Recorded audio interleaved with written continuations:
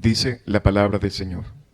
También les dijo: de cierto os digo que hay algunos de los que están aquí que no gustarán la muerte hasta que hayan visto el reino de Dios venido con poder. Versículo 2. 6 días después Jesús tomó a Pedro, a Jacobo y a Juan, y los llevó aparte solos a un monte alto, y se transfiguró delante de ellos. Y sus vestidos se volvieron resplandecientes, muy blancos como la nieve, tanto que ningún lavador en la tierra los puede hacer tan blancos. Versículo 4. Y les apareció Elías con Moisés, que hablaban con Jesús. Entonces Pedro dijo a Jesús: Maestro, bueno es para nosotros que estemos aquí, y hagamos 3 enramadas, una para ti, otra para Moisés y otra para Elías. Versículo 6. Porque no sabía lo que hablaba, pues estaban espantados. Versículo 7. Entonces vino una nube que les hizo sombra, y desde la nube una voz que decía: Este es mi Hijo amado, a él oíd. Versículo 8. Y luego, cuando miraron, no vieron más a nadie consigo, sino a Jesús solo. Y descendiendo ellos del monte, les mandó que a nadie dijesen lo que habían visto, sino cuando el Hijo del Hombre hubiese resucitado de los muertos. Versículo 10. Y guardaron la palabra entre sí, discutiendo qué sería aquello de resucitar de los muertos. Versículo 11. Y le preguntaron diciendo: ¿por qué dicen los escribas que es necesario que Elías venga primero? Respondiendo él les dijo: Elías a la verdad vendrá primero y restaurará todas las cosas. Y cómo está escrito del Hijo del Hombre, que padezca mucho y sea tenido en nada. Pero os digo que Elías ya vino y le hicieron todo lo que quisieron, como está escrito de él. Oramos al Señor. Padre, Dios eterno, Señor Jesucristo, Espíritu Santo, te pedimos por favor que en esta mañana tengas misericordia de todos nosotros y nos permitas, por favor, Señor, asimilar todas estas verdades. Reconocemos, Espíritu de Dios, la necesidad que tenemos de ti y la absoluta dependencia, para que esto no sea solamente algo que leemos, sino algo que tú apliques al corazón de cada uno de nosotros y posteriormente, Señor, se vuelva en una práctica diaria en cada una de nuestras vidas. Te pedimos, por favor, tu ayuda, tu asistencia, tu intervención en cada uno de nosotros, trayendo iluminación para que podamos ser edificados durante este tiempo. Te lo pedimos, por favor, en el nombre glorioso de Jesús. Amén. El título de este mensaje en esta mañana para todos los que estamos presentes es Transfiguración Esperanzadora. Transfiguración Esperanzadora. Una de las doctrinas cardinales, principales y que son inconmovibles de la fe cristiana es la deidad de nuestro Señor Jesucristo y cómo en su obediencia Él se encarnó siendo aún el Hijo de Dios. Él se hizo igual a los hombres con el fin de poder cubrir con la demanda que la justicia divina reclamaba para el perdón de nuestros pecados. Esta es una gran verdad con la cual nosotros nos estamos encontrando el día de hoy.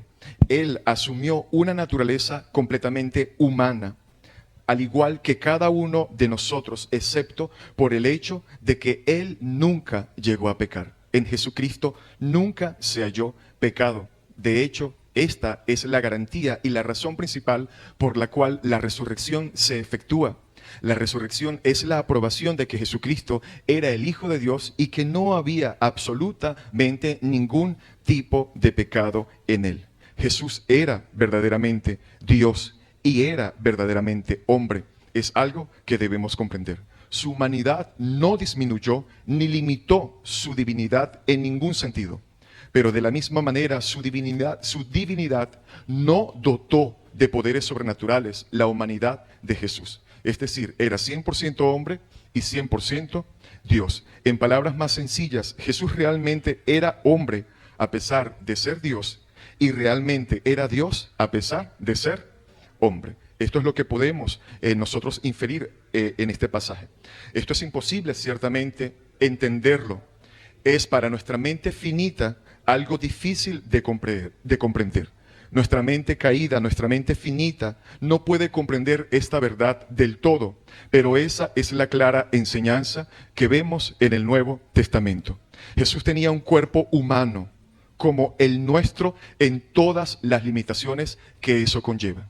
Jesús sabía lo que era el tener hambre, el tener sueño, ¿no? Eso lo entendemos y lo vemos durante toda la trayectoria de Jesús plasmada en los evangelios. Jesús tenía un cuerpo humano como el nuestro, con todas sus limitaciones que eso conlleva. Jesús estuvo sujeto a las leyes de crecimiento, ¿no? Al entrar al cuerpo de un hombre, de un ser humano, Jesús sintió hambre, Jesús sintió cansancio, a Jesús le dio sed como a cualquier ser humano. La gloria de su divinidad quedó temporalmente escondida tras el velo de su encarnación. Y eso es algo, hermano, que es necesario que lo entendamos. La gloria divina del Señor Jesús quedó temporalmente escondida tras el velo de su encarnación, tras el velo de su carne, con la excepción del evento que vamos a estudiar en la mañana de hoy, aquí en el capítulo 9 de Marcos, desde el versículo 1 al versículo 13. Dios permita que en esta mañana, hermanos, nosotros podamos vislumbrar esta escena tan extraordinaria y podamos ser profundamente consolados, profundamente alentados, iluminados y transformados al mismo tiempo por lo que vamos a estudiar. Lo primero que hace Marcos al relatar lo que sucedió aquí en su narrativa del capítulo 9 es ubicar este evento en su contexto histórico.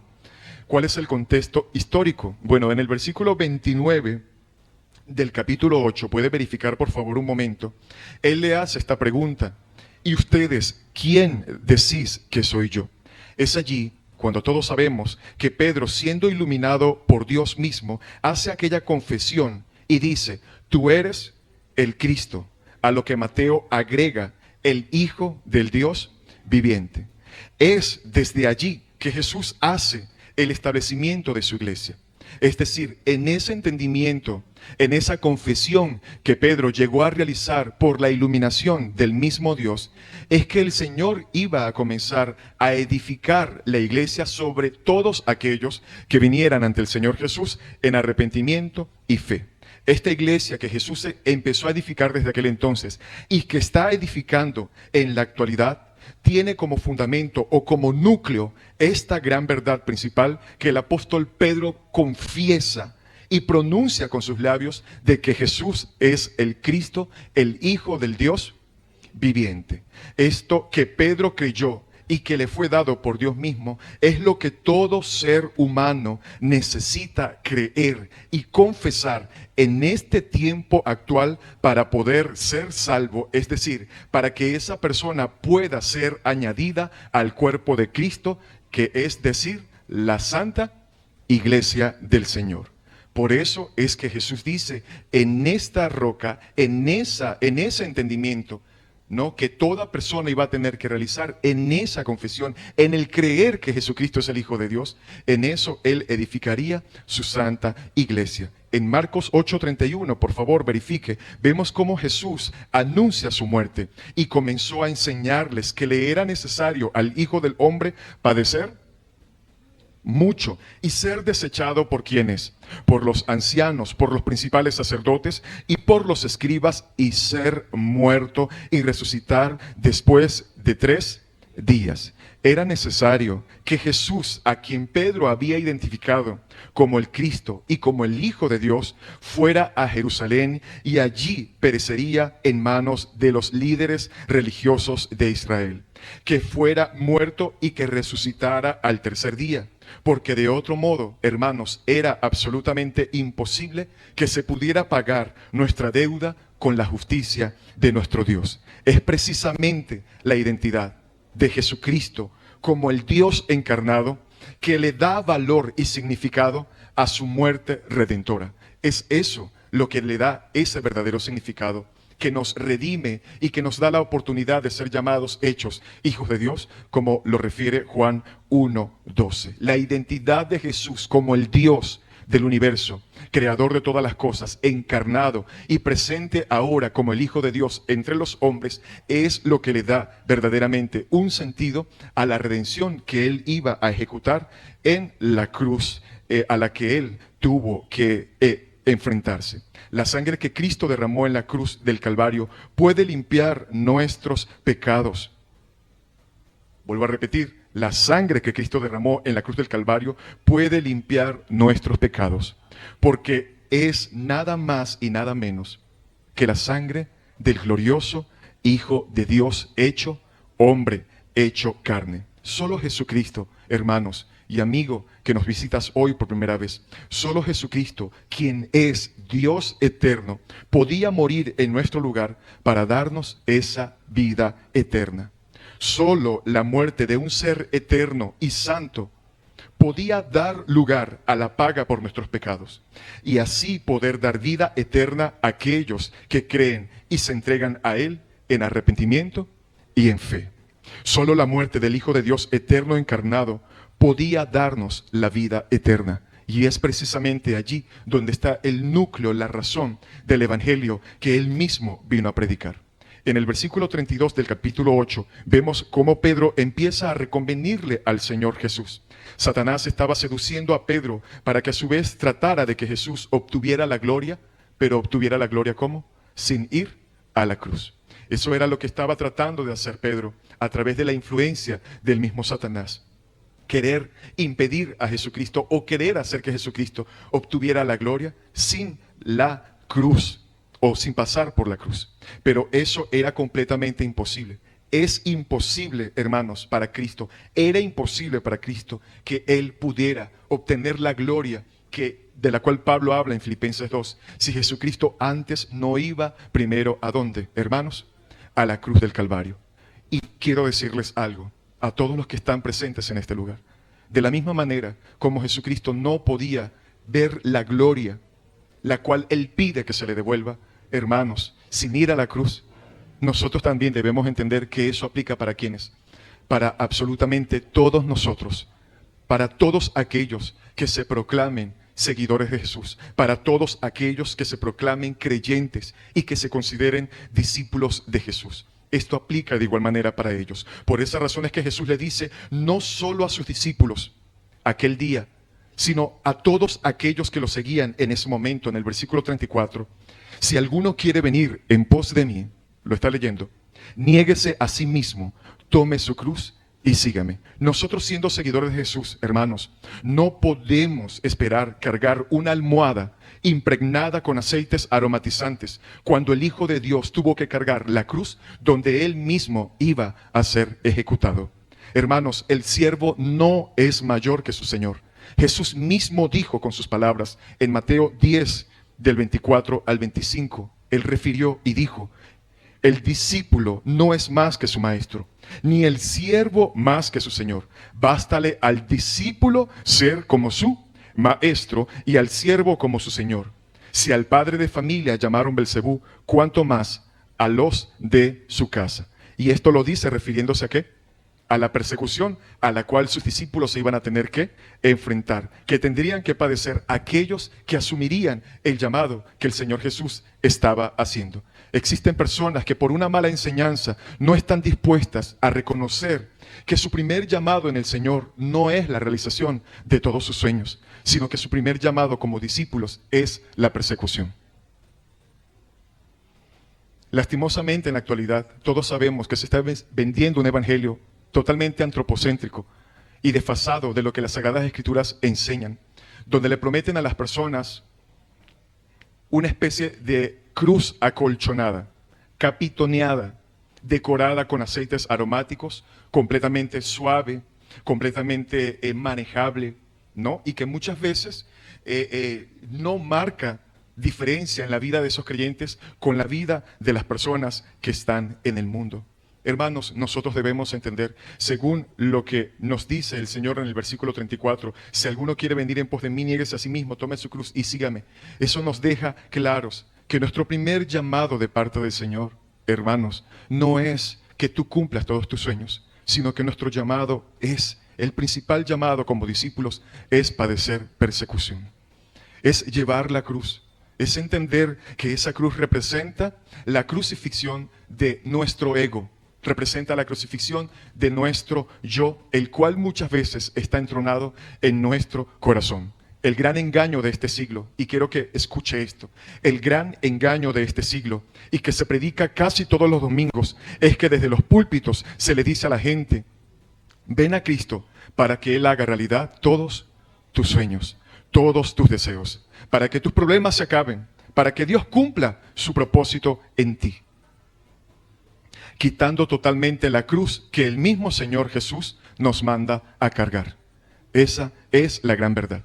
Si Cristo no tuvo la gloria, hermanos, si Cristo no hubiese ido a la cruz, sencillamente no hubiera existido gloria para Él, ni tampoco hubiera esperanza de gloria para quienes, para todos nosotros. Si Cristo no obtuvo la gloria sin cruz, nosotros tampoco podemos. Debemos entender que de manera personal e individual, el Señor Jesús nos llama a todos nosotros a cargar la cruz. El que quiera salvar su vida, versículo 35. El que quiera mantener su vida para sí mismo, haciendo su voluntad, buscando su propia gloria, haciendo lo que Él quiere hacer, va a perder su vida. Eso es lo que el Señor está diciendo allí en el versículo 35. Pero aquel que pierde su vida, porque la entrega totalmente a Jesús, para que Él sea su Señor, para que Él sea su amo, para que Él sea el dueño de su vida, entonces esa persona la hallará verdaderamente. Debemos concientizar que la cruz no es el final del camino. Queridos hermanos, entendamos esto. La cruz no es el final del camino. La cruz es ahora en nuestro día a día. Que no es simplemente una circunstancia de la vida difícil que nosotros debamos soportar. Tomar la cruz se define como, y escuche esto, renunciar a toda ambición egoísta que nos aferra a esta vida.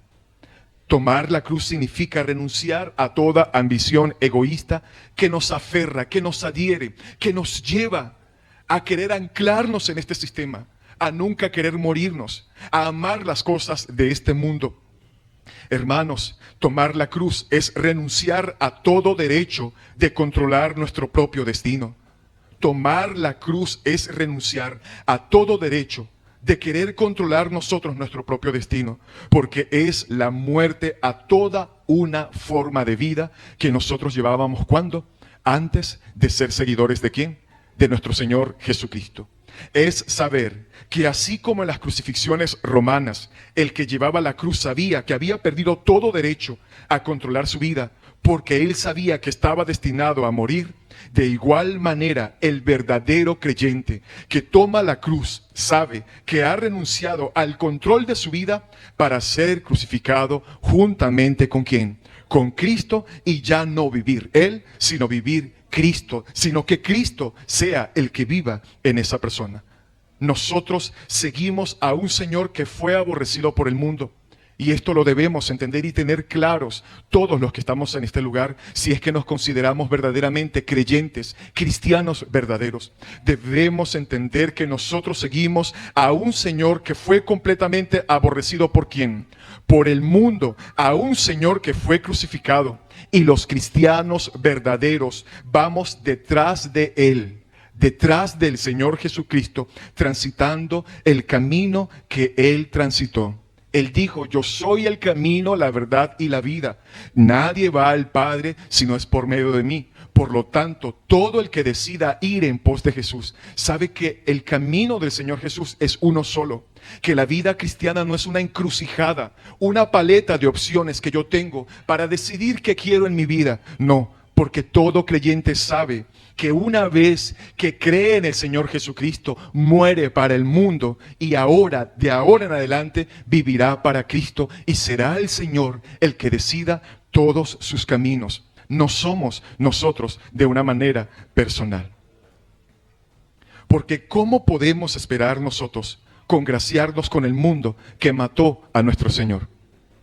¿Cómo pretendemos nosotros no querer llevar la cruz, que es la insignia del cristianismo, que representa el medio de redención que el Señor tuvo que pagar para el perdón de nuestros pecados? ¿Cómo nosotros podemos pretender querer congraciarnos, hacernos amigos del mundo, cuando fue este mundo, este sistema, que mató a nuestro Señor Jesús? Necesitamos entender esto. Vemos entonces cómo desde el versículo 31 al versículo 38, el Señor Jesús les habla de su muerte y de su resurrección, pero también de su gloria venidera y de la importancia de nuestra identidad con Él. Él le habla acerca de la importancia de identificarse con Él, de no avergonzarse de Él, porque será exactamente lo mismo que suceda cuando Él venga con sus santos ángeles. Pero entonces el Señor hace una declaración sorprendente, y por eso es que ahora llegamos aquí al versículo 1 del capítulo 9. Ya leímos y vimos el contexto.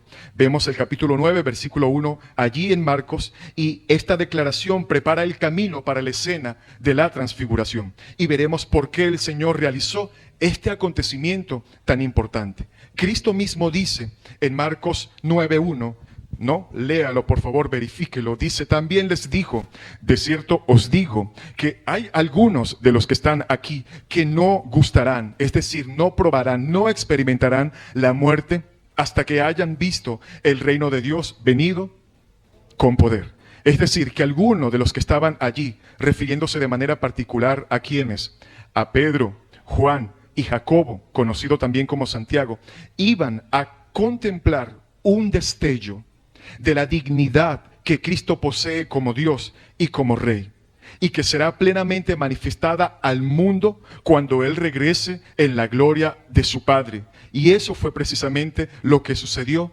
6 días después, según lo que vemos en el versículo 2 del capítulo 9. 6 días después, Jesús tomó a Pedro, a Jacobo y a Juan como parte del círculo íntimo de Jesús, y que se les permitió atestiguar sucesos que al resto de los discípulos no se les permitió. Y los llevó, dice allí el versículo 2, en la parte final, y los llevó aparte, solos, a un monte alto, y se transfiguró delante de ellos. La palabra transfiguración es una palabra griega muy conocida como metamorfosis. Es decir, el Señor Jesucristo tuvo un cambio de forma en ese preciso instante, un cambio de estado, como lo dice Lucas en el capítulo 9, versículo 29, dice que la apariencia de su rostro se hizo otra. Lo que Marcos está diciendo aquí es que momentáneamente, véalo por favor, Marcos lo que le está diciendo aquí a su audiencia, y que nosotros también lo podemos ver, es que en ese preciso instante, de manera momentánea, en el monte de la transfiguración, el Señor corrió el velo de su humanidad para que Pedro, Juan y Jacobo pudieran contemplar quién era Él realmente en toda su gloria, y que al mismo tiempo estos 3 discípulos tuvieran un adelanto de la segunda venida de Cristo. Dice John MacArthur, es la transfiguración, una prefiguración de su segunda venida. Y el Señor no quiso que nadie más estuviera presente esa noche con Él. Dicho de otra manera, ellos estaban evidenciando el esplendor de su realeza, de la realeza del Señor Jesucristo, de la verdadera realeza del Señor Jesucristo, la cual el Señor va a mostrar inminentemente en el día de su segunda venida. Dice que subió a un monte alto y allí se transfiguró, y esto por varias razones. La primera razón por la cual podemos inferir, según la luz que nos da Marcos y los versículos paralelos, la primera, por un lado, es que la ley de Moisés establece que todo asunto debía ser confirmado por boca de ¿cuántos? De 2 o de 3. Deuteronomio 17:6 y Mateo 18:16 lo afirman. Así que no era necesario que hubieran más personas allí, de manera que estos 3 discípulos eran completamente ¿qué? Suficientes. La segunda razón, por otra parte, estos hombres pertenecían al círculo más íntimo del Señor Jesucristo, y los 3 iban a jugar un papel de suprema importancia en los primeros años de la historia de la iglesia. Fueron ellos los que estuvieron en la resurrección de la hija de Jairo, según Marcos 5:37. Bien, puede anotar los versículos y verificar. También estuvieron ellos presentes en la agonía de Jesús en el Getsemaní, según Marcos 14:33. Y actualmente estos 3 hombres también están presentes en la transfiguración, según lo que estamos leyendo aquí en Marcos 9:2. El apóstol Pedro hablando un poco de los tres, por qué ellos estuvieron allí, vemos que el apóstol Pedro, al cual el Espíritu Santo usaría en Hechos 2, del 14 al 41, para añadir a las primeras 3,000 personas que formarían parte de su iglesia y posteriormente escribir 2 epístolas súper importantes para las congregaciones de aquel entonces y también para quienes, para todos nosotros en la actualidad.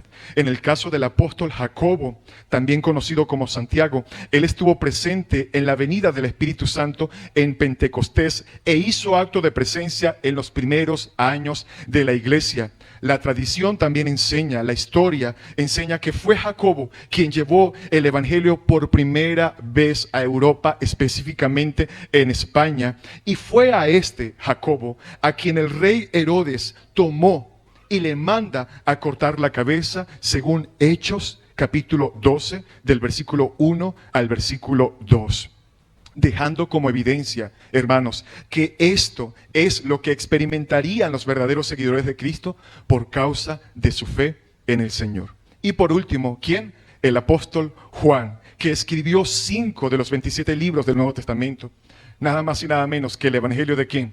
De Juan, sus 3 epístolas y el Apocalipsis. Ahora, la razón principal probablemente por la que el Señor no quería que las multitudes se expusieran a ese despliegue de su gloria en el monte de la transfiguración era para que no trataran de hacerlo rey antes de tiempo, como lo refieren los otros evangelios, sin haber entendido verdaderamente cuál era la naturaleza de la obra salvadora de nuestro Señor. Por eso es que Él prohíbe tajantemente a estos discípulos que contaran a otras personas lo que vieron esa noche hasta después de la resurrección. Lo vemos en el versículo 3 y 4, por favor, léalo. Y sus vestidos se volvieron resplandecientes, muy blancos como la nieve, tanto que ningún lavador en la tierra los puede hacer tan blancos. Versículo 4, y les apareció ¿quién?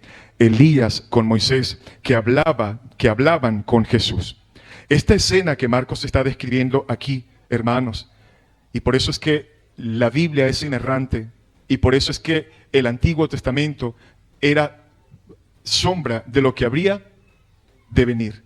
Es por eso que Jesucristo es el cumplimiento de todo lo que los profetas hablaron. Esta escena que Marcos está describiendo es muy parecida a lo que ocurre en el Éxodo capítulo 24. Los que puedan verificar rápidamente, no tenemos mucho tiempo. Cuando Moisés sube al monte Sinaí para encontrarse con Dios, es exactamente lo mismo que sucede. Moisés subió al monte con un grupo de testigos, lo mismo que Jesús en el monte de la transfiguración.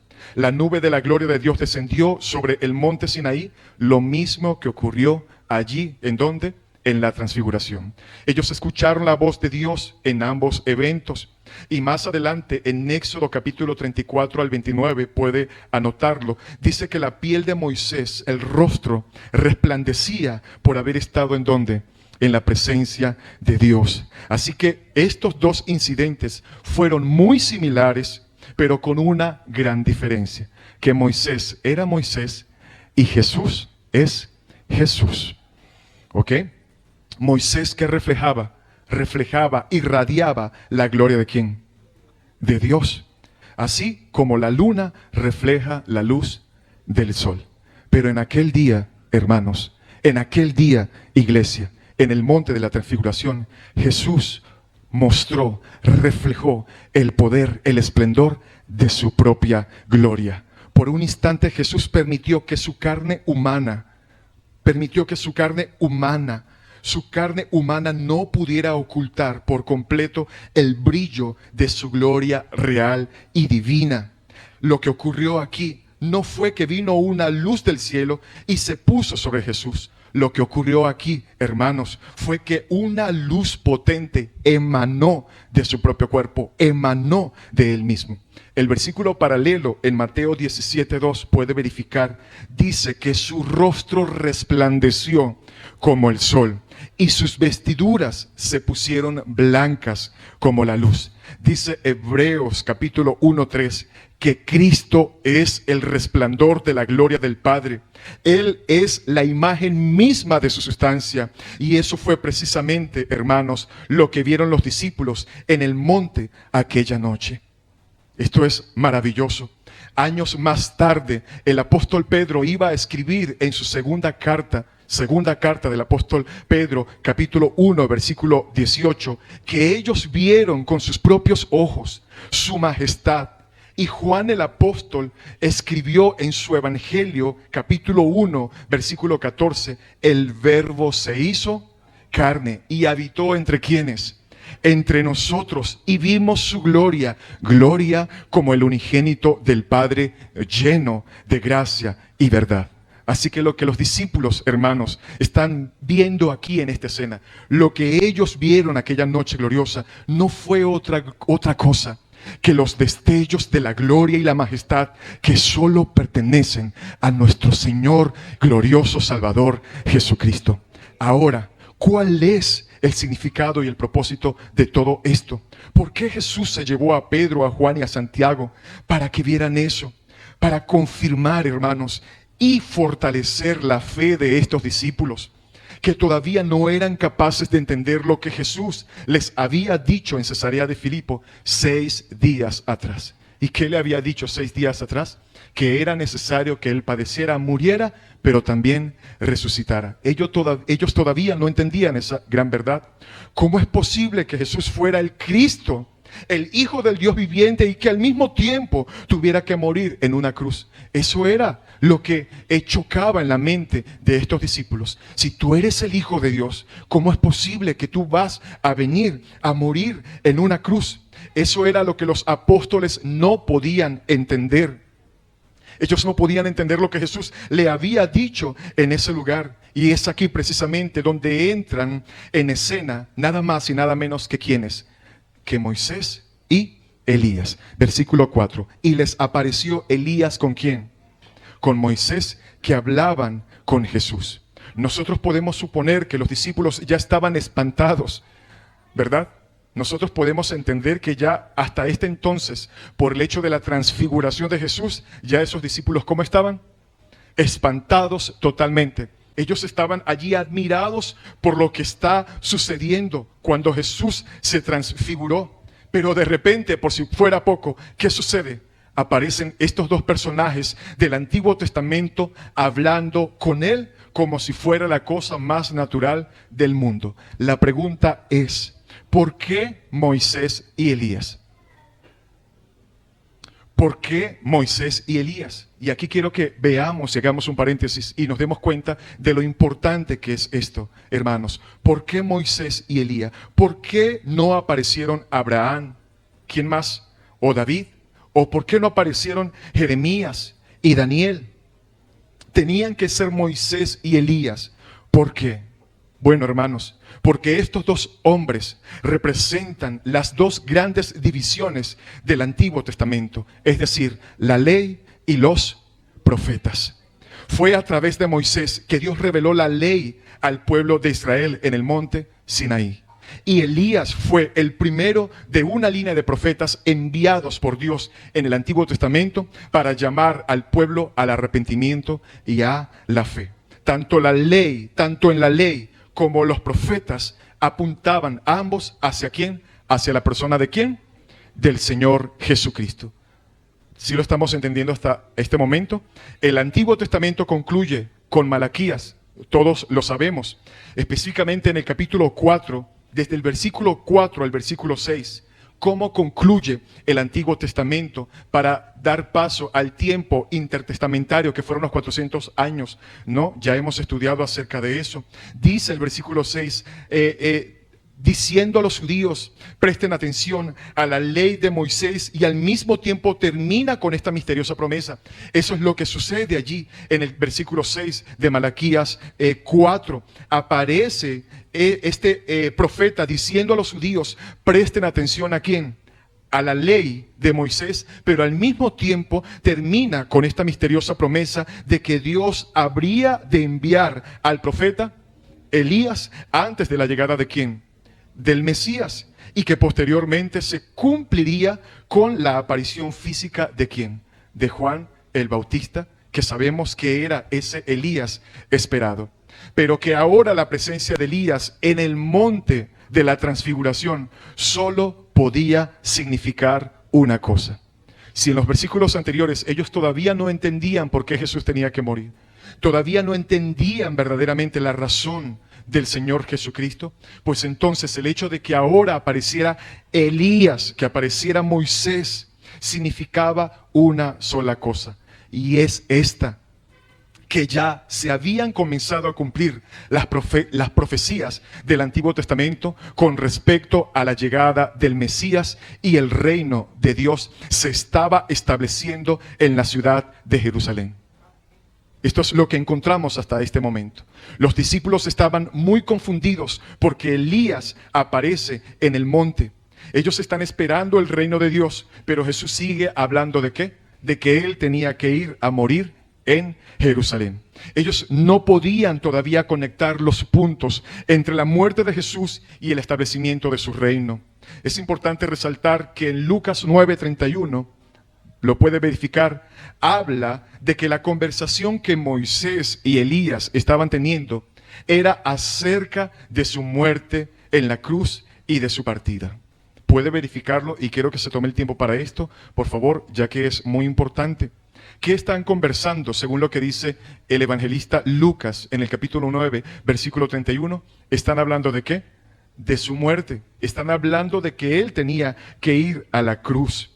Quienes aparecieron rodeados de gloria y hablaban de su partida, que iba Jesús a cumplir, ¿en dónde? En Jerusalén. Esto nos muestra, hermanos, que de la misma manera la palabra éxodo significa partida, que así como la misma palabra éxodo significa partida, que es lo que se cumplió justo antes de la salida del pueblo de Egipto. ¿Se acuerda de eso? Justamente antes, ¿qué sucede? Sucede algo muy importante, que para ellos ser liberados y ocurriera ese éxodo, es decir, esa partida que los liberaría de la esclavitud, se tuvo que sacrificar ¿a quién? Al Cordero Pascual, para posteriormente ellos poder ser libres. Es decir, Lucas nos dice en el capítulo 9, 31, que ellos están hablando de su muerte y al mismo tiempo de su partida. ¿Sí lo está viendo? Si lo comparamos con la palabra éxodo, que es exactamente lo que sucede cuando sacrifican aquel cordero pascual, ¿no? Para posteriormente ser liberados y ellos salir de la esclavitud de Egipto, es exactamente lo mismo con nuestro Señor Jesús en nuestras vidas, porque Jesús viene a ser para nosotros ese cordero pascual, que en este caso nos liberta de ese Egipto espiritual que representan las ataduras y la condenación del pecado en la vida del creyente. Es decir, de la misma manera Jesús ahora iba a ser crucificado y a partir nuevamente ¿hacia dónde? Hacia el cielo, hacia su trono, dejando su sacrificio como el cordero pascual para traer libertad del pecado sobre aquellos, sobre todos aquellos que creen y que ponen su fe única y exclusivamente en él. De manera, hermanos, que en el monte de la transfiguración ellos vieron la gloria de Jesús revelarse delante de sus ojos, y al mismo tiempo escucharon a Moisés y a Elías hablando con él acerca de su muerte en la cruz del Calvario. La gloria y la cruz en un mismo evento, una al lado de la otra. La gloria hablada al lado de ¿qué? De la cruz. Por eso es que nosotros no podemos pretender separar la gloria de la cruz. Tú no puedes pretender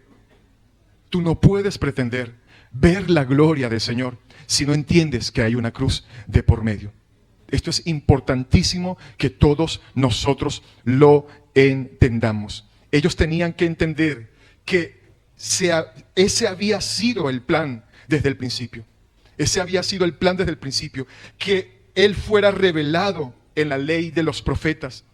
Y en el Nuevo Testamento ahora Cristo diera su vida en una cruz para luego entrar en su gloria esplendorosa. En otras palabras, hermanos, Moisés y Elías estaban allí confirmando la enseñanza que encontramos en todo el Antiguo Testamento, desde Génesis capítulo 3, versículo 15.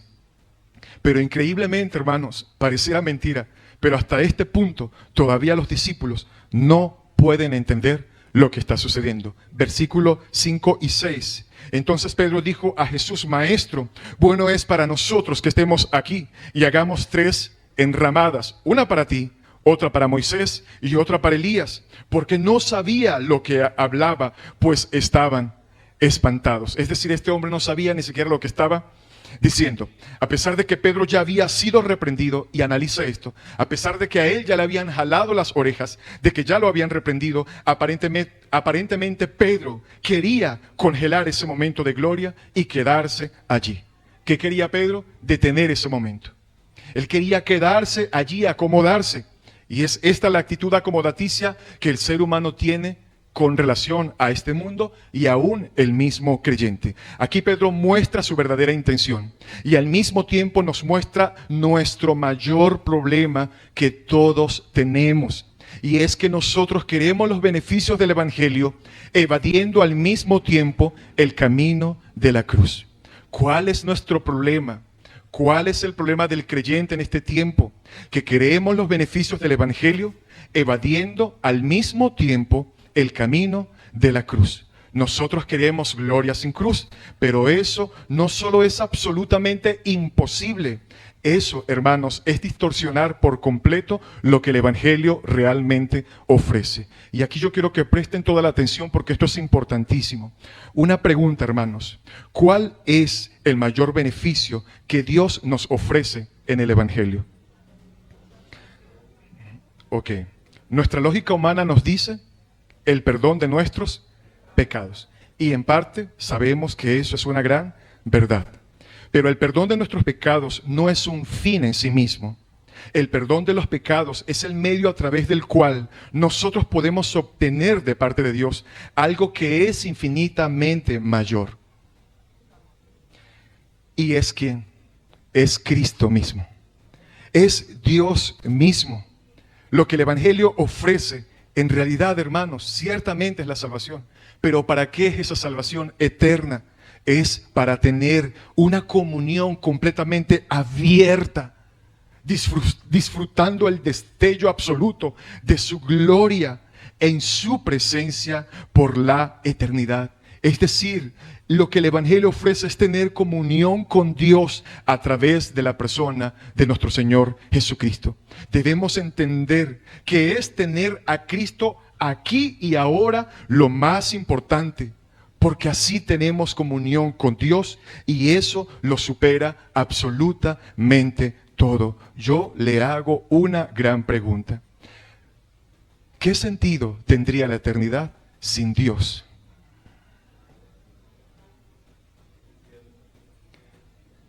Sería literalmente un infierno, hermanos. Toda su vida, usted trabajando, esforzándose para comprar una casa en un lugar cómodo, donde usted pueda disfrutar con su esposa, con sus hijos. El sueño de toda su vida fue eso. Pero resulta ser que el día que a usted le entregan las llaves de aquella casa para que le estrene con su familia y con su esposa y sus hijos de camino hacia esa gran inauguración de esa casa, se mueren.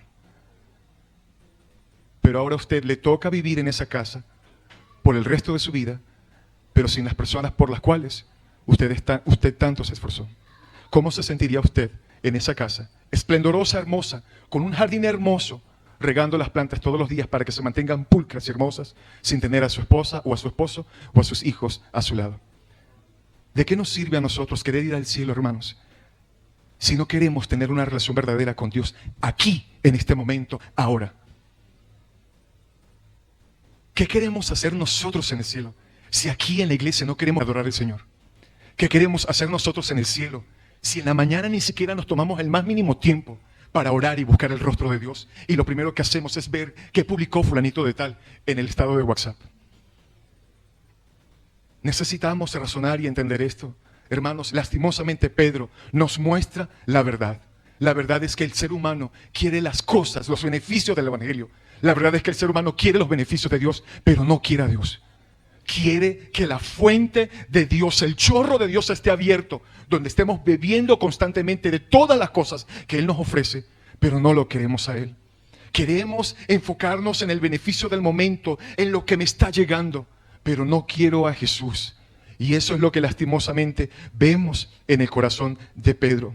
Pedro tenía su mirada puesta en la circunstancia. Él tenía la mirada puesta en el momento. Estar ahí sin ningún tipo de problema era absolutamente suficiente para Pedro. Hacer que Jesús se quedara allí y que no fuera a la cruz, evitando posteriormente la persecución de ellos mismos como sus discípulos, era la gloria. Por tal razón vemos que este hombre, de una manera imprudente, dice: listo, este es el instante, vamos a quedarnos aquí, vamos a acomodarnos. Pedro no había entendido todavía lo que la verdadera gloria era realmente. Él no había entendido que la verdadera gloria no depende de estar en una circunstancia en particular. Para Pedro ese momento de bienestar le estaba haciendo quitar la mirada de Cristo. En realidad él se sentía cómodo. En realidad él allí veía que se iba a evitar la cruz y no habría después, posteriormente, cuando Jesucristo muriera, persecución para ellos. Como creyentes, hermanos, debemos comprender que la verdadera gloria no depende de estar en una situación particular.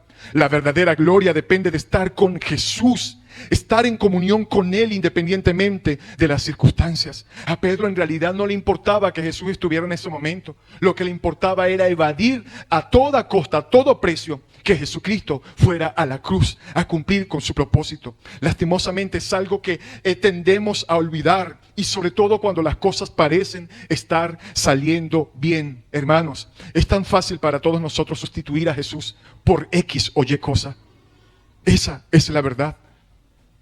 Es fácil para nosotros sustituir a Jesús por tantas cosas, y lo que hace Dios por nuestro propio bien, hermanos, es que muchas veces tiene que colocarnos en circunstancias difíciles para que nosotros aprendamos a depender absolutamente de Él y no del momento, no del beneficio que está llegando a mi vida en ese momento.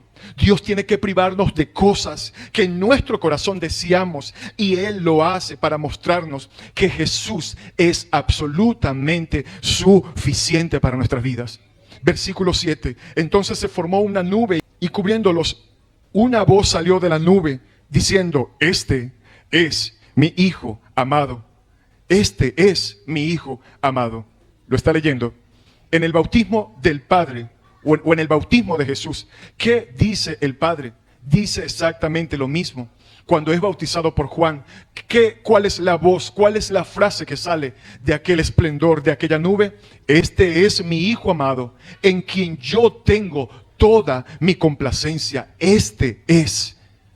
Estas palabras que se proyectan desde aquella nube nos enseñan, amados hermanos, que Jesús llena por completo el corazón ¿de quién? Del Padre.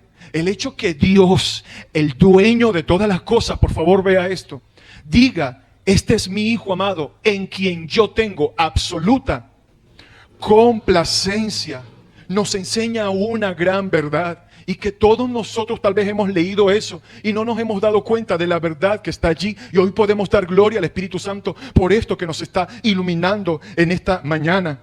Él dice: Él es mi Hijo amado, en quien yo tengo toda complacencia. Pero ¿qué pasa, hermanos? ¿Qué pasa con nosotros? Pero muchos de nosotros, muchas veces, con nuestras actitudes, ¿qué le decimos a Dios? Pero bueno, Dios, eso eres tú. Para ti, Jesús, es quien te complace en lo absoluto. Tú te sientes complacido con Jesús, Dios, pero eso eres tú. Eso es para ti. Para mí, Jesús no es suficiente. Yo también necesito esto y necesito aquello. Es irónico, hermanos, es irónico que para el Dios creador y dueño del universo, Jesús sea su absoluta complacencia, y que para nosotros, unos simples mortales, el Hijo de Dios no sea suficiente. Porque andamos por la vida rogándole amor a un hombre, a una mujer, humillándonos ante este sistema, queriendo llenar las expectativas de la moda, de la gente, de los círculos, de los compañeritos de la universidad, de los vecinos. Que si él tiene 3 teléfonos, yo quiero 4. Que si su teléfono tiene 5 cámaras, entonces la mía tiene que tener 10. Que si él pinta la casa blanca, entonces yo la tengo que pintar de blanca con rosado y con color magenta y con cualquier otro color esplendoroso. Andamos por la vida, hermanos, sintiéndonos insatisfechos. ¿Cómo es posible que Jesucristo, el Hijo de Dios, traiga complacencia absoluta al mismo Padre, al mismo Dios, creador y dueño de todas las cosas? Y que ese mismo Jesús, quien habita en nosotros, pareciera que no trayera complacencia a nuestras vidas. Porque andamos por la vida, hermanos, sintiéndonos incompletos, arrastrando las chancletas, mendigándole cosas a la gente. Hermanos, tú eres un hijo de Dios.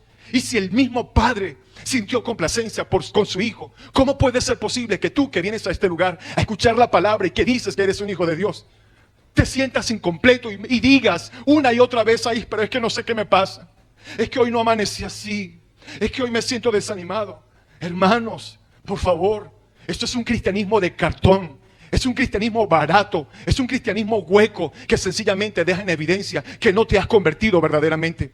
Porque si reconoces que Cristo es tu vida en lo absoluto, entonces debe suceder lo mismo que sucede en el corazón del Dios creador. Sientes una complacencia absoluta donde entiendes y reconoces que estás completo en Cristo Jesús y que no necesitas literalmente ninguna otra cosa más.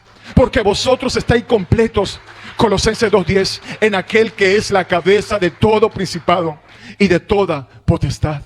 Hermanos, esto es algo poderosísimo y que tú y yo debemos razonar. Mide tu cristianismo a través de esto. Es Cristo verdaderamente quien complace tu vida, quien complace tu corazón. ¿Te sientes lleno o todavía te sientes insatisfecho? ¿Todavía sientes que necesitas esto, que necesitas aquello? Vives quejándote porque no tienes la casa de 2 pisos, porque no tienes el carro, porque no tienes aquello, porque no tienes a la mujer o al hombre de tus sueños a tu lado. Hermano, por favor, no hemos entendido verdaderamente. Con tu vida va a suceder lo que a Dios en su soberana voluntad le dé la gana que ocurra, hermano.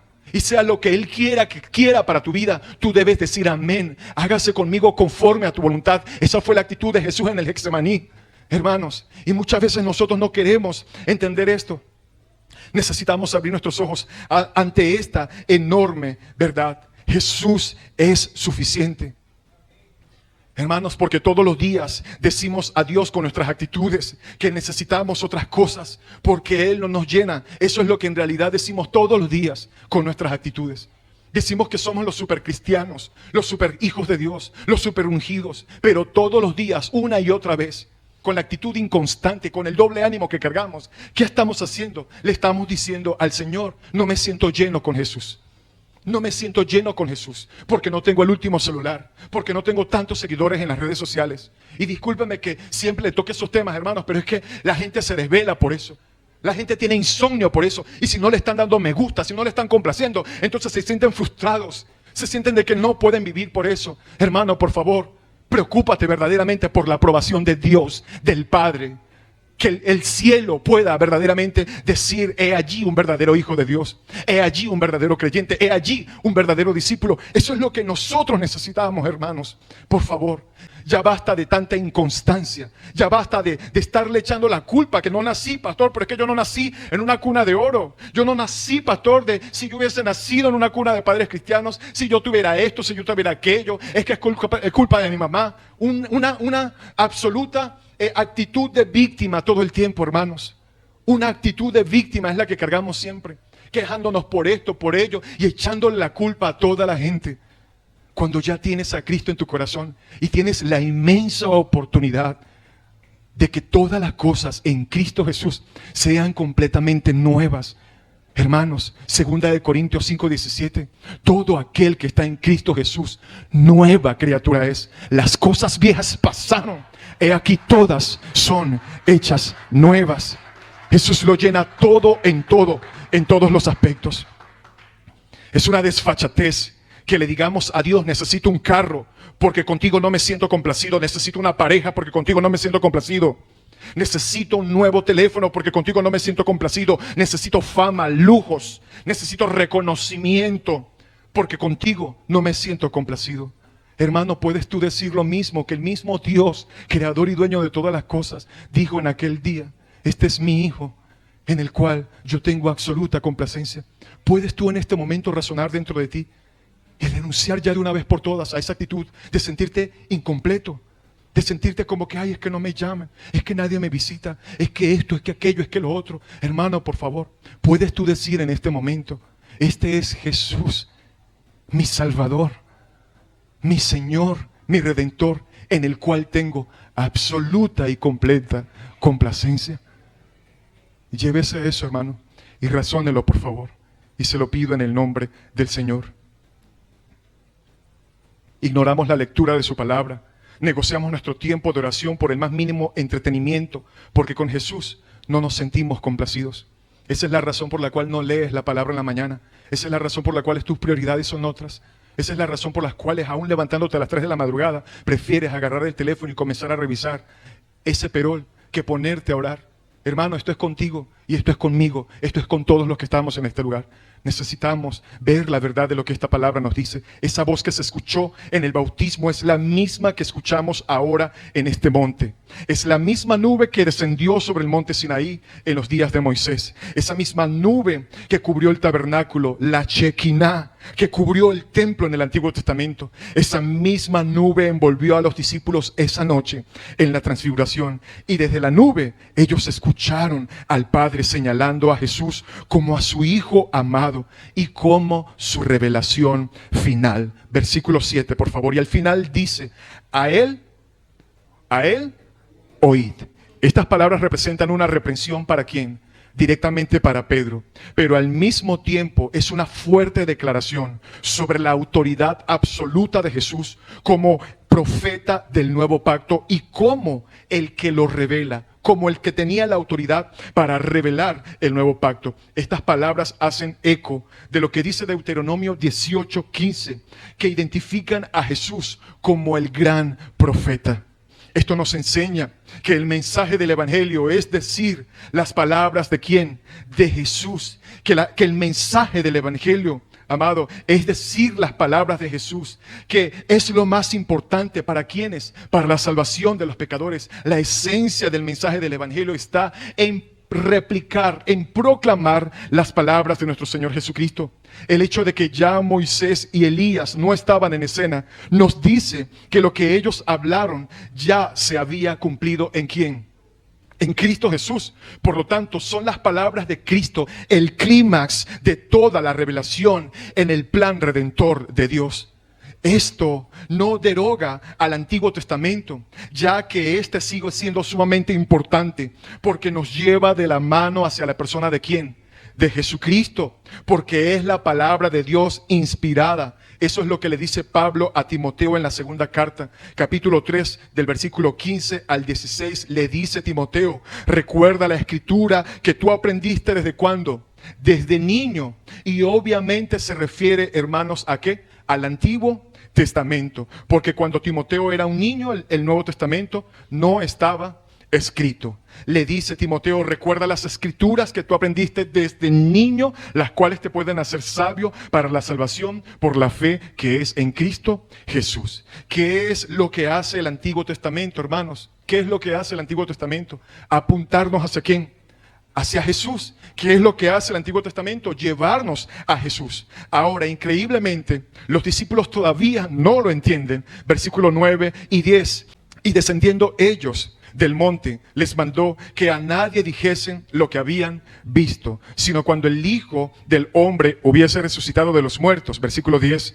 Y guardaron la palabra entre sí, discutiendo qué sería aquello de resucitar de los muertos. Los discípulos estaban confundidos acerca de la resurrección. Ellos habían visto a Cristo resucitar muertos. La confusión de los discípulos no era con respecto al significado de la palabra resurrección. Ellos sabían perfectamente que la palabra resurrección significa volver a la ¿qué? Volver a la vida. La confusión surge por la expectativa judía de una resurrección en los últimos días, pero no de una resurrección individual que era la que Jesús estaba anunciando. Pero a los discípulos les resultaba difícil aceptar que Jesús sea ¿quién? El Cristo, el Hijo del Dios viviente, y que tuviera que ir a morir en una cruz. Eso era completamente contradictorio para ellos. Y llegamos al final, versículo 11 al 13, y le preguntaron diciendo, ¿por qué dicen los escribas que es necesario que Elías venga primero? Respondiendo él les dijo: Elías a la verdad vendrá primero y restaurará todas las cosas. Y como está escrito del Hijo del Hombre, que padezca mucho y sea tenido en nada. 13. Pero os digo que Elías ya vino y le hicieron todo lo que quisieron, como está escrito de él. Parece que Pedro, hermanos, ya había de alguna manera aprendido la lección. En vez de reprenderlo en esta ocasión como lo hizo anteriormente, como en el capítulo anterior, ya Pedro aquí va por otro lado. ¿Qué dice? ¿Cómo es eso?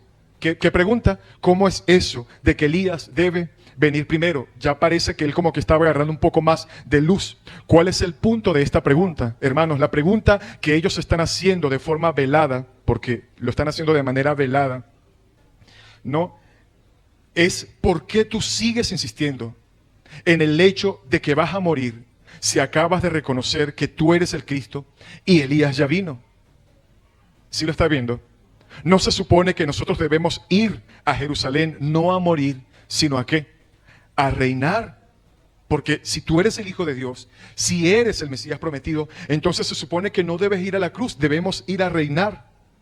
¿Por qué sigues, Jesús, insistiendo en tu muerte en la cruz? Ellos obviamente estaban olvidando lo que decía Génesis 3:15. Ellos estaban obviando lo que dice el Salmo 22, puede anotarlo por favor. ¿Qué más estaban obviando ellos del Antiguo Testamento? Estaban obviando nada más y nada menos que Isaías 53, hermanos. Y hay un montón de textos en el Antiguo Testamento que enseñaban claramente que cuando el Mesías viniera, Él iba a tener que sufrir, Él iba a tener que morir en una cruz. Quiero que por favor veamos lo que dice Lucas 1:17. Dice, Él viene con el poder de Elías. ¿Sí lo está viendo? Él viene con el poder de Elías, lo dice allí Lucas 1:17.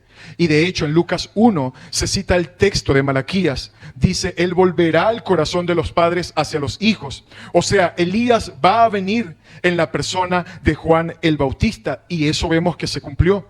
Esto es algo que los fariseos no entendieron. Ellos no podían aceptar a un Mesías que obtiene gloria muriendo en debilidad para salvar a pecadores. Y por eso que hicieron estos escribas y estos fariseos, lo mataron. Hermanos, pero todo obra para el bien, por el bien y por el plan perfecto de Dios. Debemos entender eso. Ciertamente los escribas, los fariseos, ¿qué hicieron? Crucificaron a Jesús.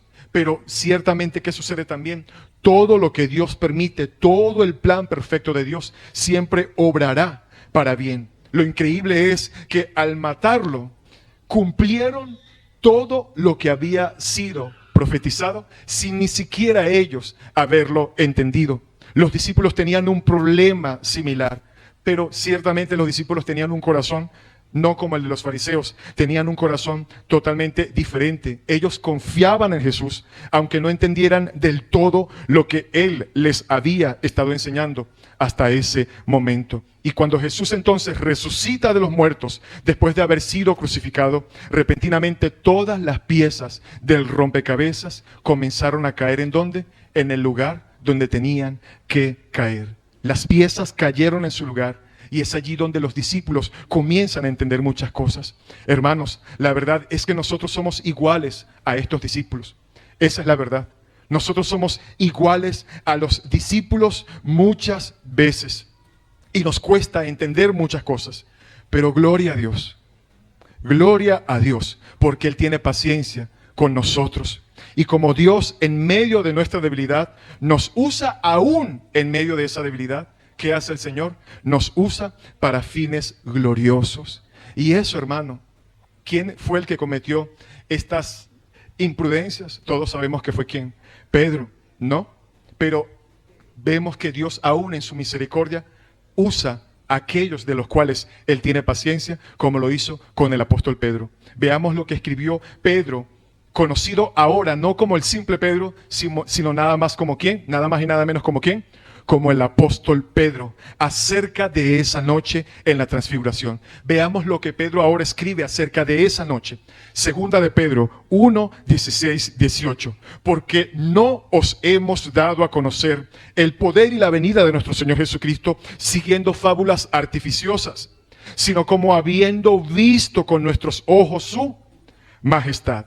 Versículo 17. Pues cuando Él recibió de Dios honra y gloria, le fue enviada desde la magnífica gloria una voz que decía: este es mi Hijo amado, en el cual tengo complacencia. Versículo 18. Y nosotros oímos esta voz enviada del cielo cuando estábamos con él en el monte santo. Es decir, hermanos, este relato que está escribiendo Pedro aquí en su segunda carta es él contando detalladamente lo que había ocurrido en el monte de la transfiguración. Pedro aquí, ¿qué está haciendo con esto?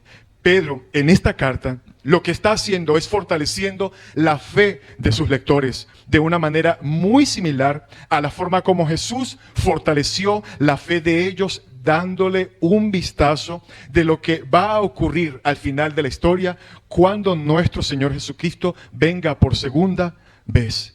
Es decir, lo mismo que el Señor Jesús estaba haciendo, fortaleciendo a Pedro, a Jacobo y a Juan, mostrándole parte de su gloria y evidenciando que eso es lo que iba a suceder en la segunda venida. Es lo mismo que está haciendo Pedro aquí en la segunda carta, alentando a sus lectores, diciéndoles que ellos vieron con sus propios ojos y audiblemente escucharon la voz del Señor cuando dijo esta gran declaración. Nuestro Señor Jesucristo viene a establecer su reino, hermanos, y nosotros reinaremos junto con Él por los siglos de los siglos.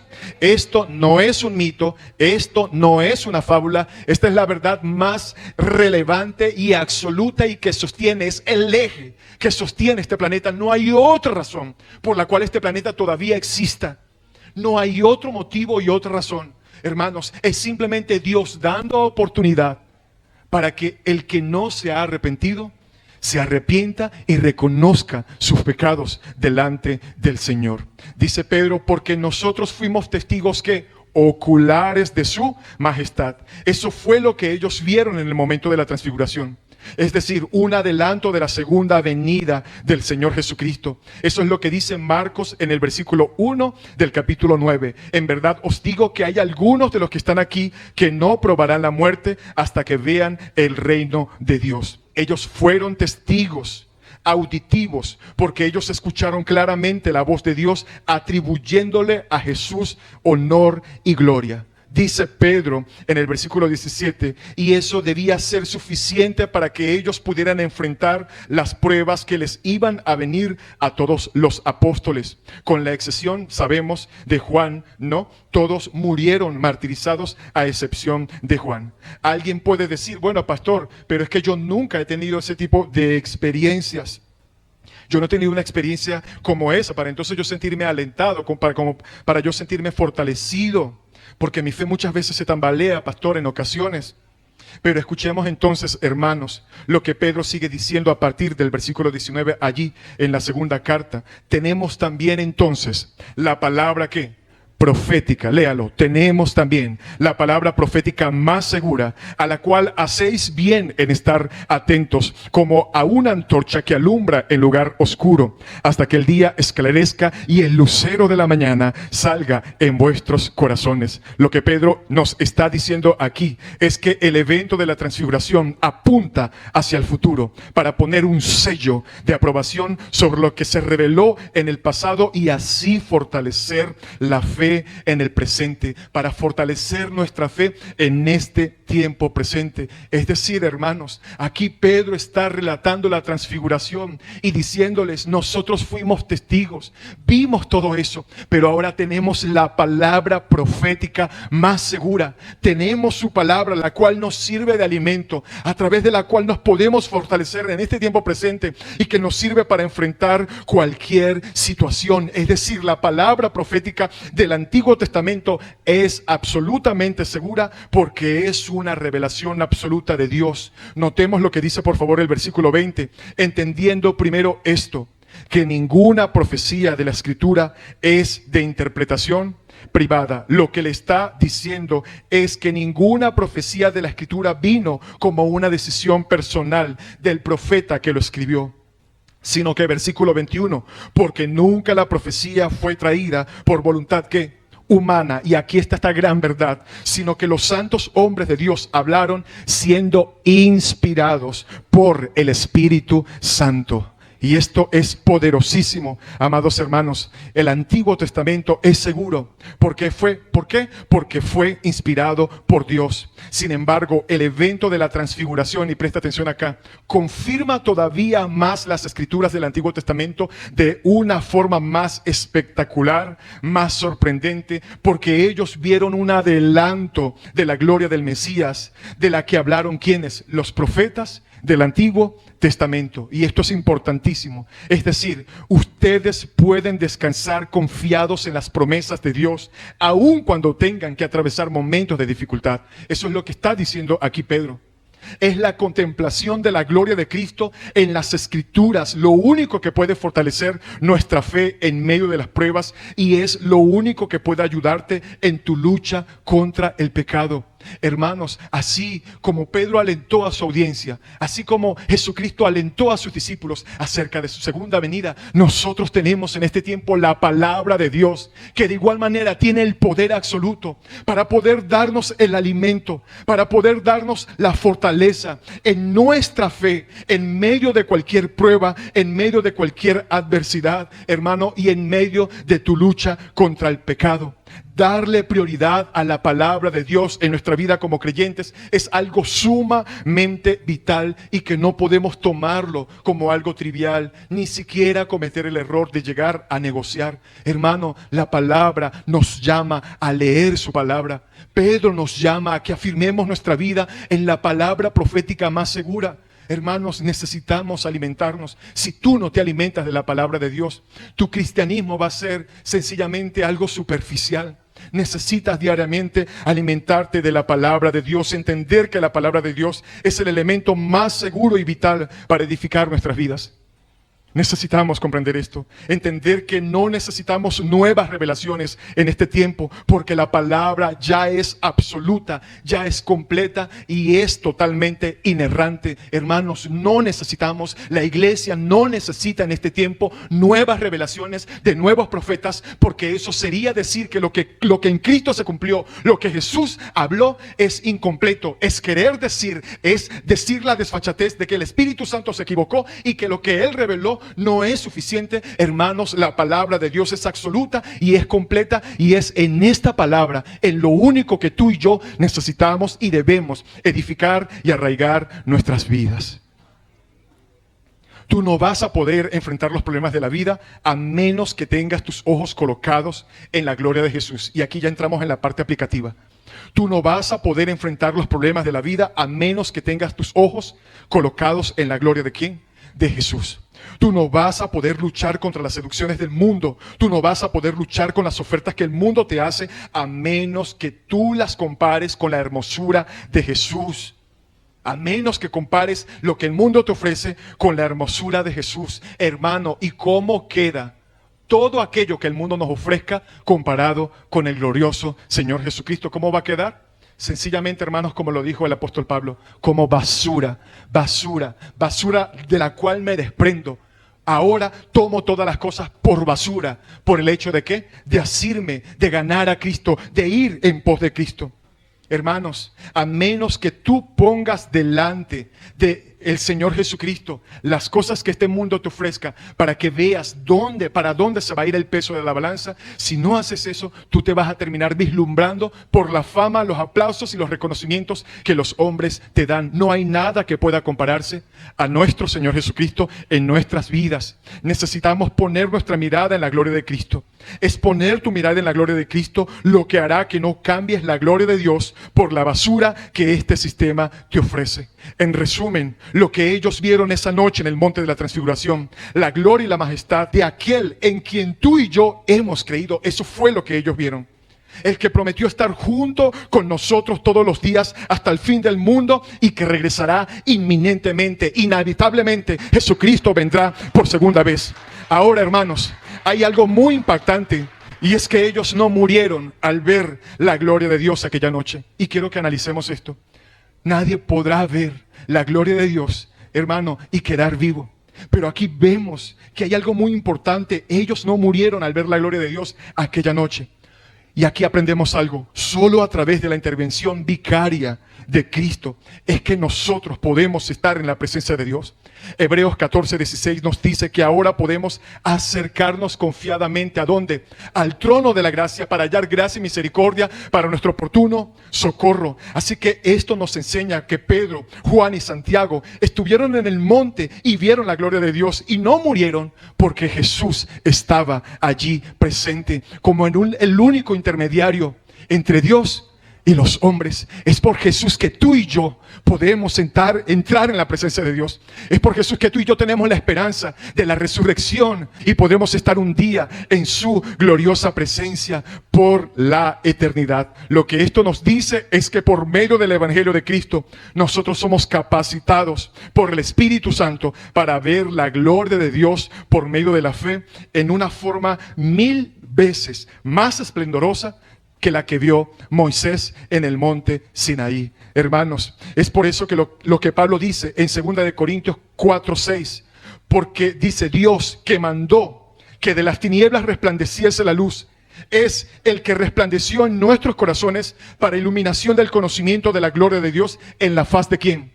En la faz de Jesucristo. Así que si ahora, hermano, eres un creyente, eres un cristiano, es porque Dios te abrió los ¿qué? Te abrió los ojos. Dios resplandeció en tu corazón para que tú puedas ver la gloria de Dios en la faz de ¿quién? De Jesucristo. Pero debemos entender, pero fue y es necesaria la cruz. Así que no olvidemos, hermanos, primero la cruz y luego la gloria. Primero la cruz y luego la gloria. Ese es el camino que Cristo trazó para sí mismo y para todos aquellos que sigan sus pisadas, al igual que Pedro, hermanos. Todos nosotros quisiéramos quedarnos en el monte de la transfiguración. Al igual que Pedro, la verdad es que todos nosotros hubiésemos hecho exactamente lo mismo. Hubiésemos querido quedarnos allí, pero no podemos, hermanos. Ciertamente el día llegará cuando no tendremos que atravesar ninguna aflicción. No tendremos que atravesar más por el valle del dolor, cuando ya no habrá más llanto ni lágrimas en nuestras mejillas. Romanos 8:16 dice que las aflicciones del tiempo presente no pueden ser comparadas con la gloria venidera que en nosotros ha de manifestarse. Hermano, nunca envidies a los impíos, porque ellos, amados hermanos, aunque tengan muchas cosas, no tienen la esperanza que tú y yo tenemos. Ellos lastimosamente no conocen al Cristo de la gloria que tú y yo conocemos. Aplicaciones: sea que estés en el monte de la transfiguración, o sea que vayas cargando la cruz, hermano, lo importante es saber que Jesús está presente. Sea la situación que estés atravesando, sea que tengas un momento de holgura o un momento de estrechez, tienes que entender que Jesús está presente, porque ha prometido estar contigo todos los días, hasta el último día. Jesús es esa gloria, es la comunión con Dios, lo más importante. Debemos entender eso. Es la perspectiva de saber que tenemos seguridad de salvación ¿en quién? En Cristo Jesús, y por ende vida eterna y comunión eterna juntamente con Dios. No quites, hermano, tu mirada de Cristo. No quites tu mirada de Cristo. Pedro lastimosamente quitó la mirada de Cristo y puso la mirada en ese momento de gloria. Puso su mirada en ese momento en los beneficios de estar allí, pero quitó su mirada de Cristo. Y hoy el Señor nos dice a ti y a mí: no quites tu mirada de Cristo, ni menosprecies los procesos que Dios permite en tu vida. Por favor, hermano, entiende eso. Sin cruz no hay gloria. No menosprecies los procesos que Dios permite en tu vida. Sean momentos de holgura o de dificultad, puedes estar seguro que al final Dios lo hace por tu propio bien. Todo lo que Dios permite en tu vida es por tu propio bien. Lo que Dios te da o lo que Dios en algún momento te quita, hermano. Y muchas veces tendremos que aprender que es mejor que nosotros abramos las manos para soltar eso y no esperar que sea el mismo Dios que tenga que abrirnos la mano para que nosotros soltemos esas cosas que sabemos que no son de Dios. Para aquellos que están sin Cristo en este lugar, solo me resta recordarles a todas aquellas personas que no tienen a Cristo, recordarles lo que Dios el Padre dijo en el monte de la transfiguración. ¿Qué dijo el Padre? Este es mi Hijo amado, en quien tengo complacencia, a Él oíd. Dios no se complace, querido amigo que estás por primera vez en este lugar, Dios no se complace en nadie más que no sea su Hijo. Nadie podrá llegar a su presencia a menos que vaya amparado en la justicia perfecta de su Hijo Jesús, creyendo y confiando y descansando en la obra de salvación que Él llevó a cabo, muriendo en lugar de los pecadores en la cruz del Calvario. Mi amigo, no pretendas llegar a Dios por otro camino, porque no existe otro camino. Ven a Cristo hoy en arrepentimiento y fe y descansa únicamente en su vida de obediencia, en su perfecta muerte en la cruz. Y no solo serán perdonados todos tus pecados, sino que también recibirás gratuitamente el don de la vida eterna. Inclina tu rostro y oremos. Señor,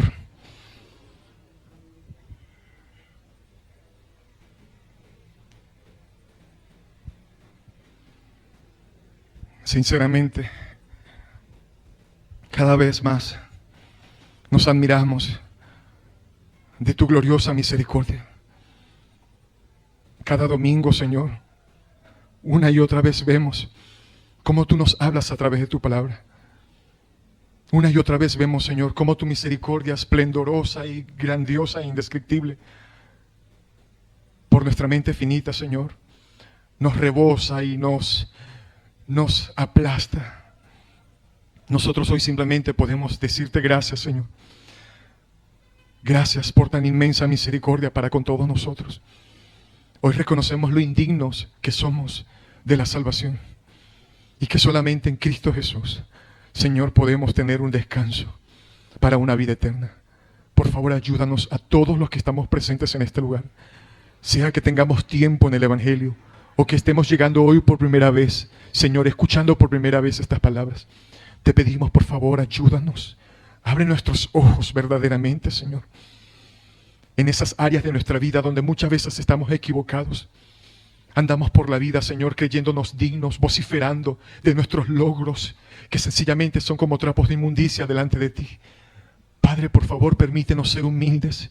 Permítenos reconocer la insuficiencia de nuestras obras para poder hallar salvación. Ayúdanos, por favor, Señor, a entender lo glorioso y la esperanzadora, Señor, que es esta transfiguración la cual estos tres hombres pudieron contemplar y que evidencian, Señor, la segunda venida de nuestro Señor Jesucristo.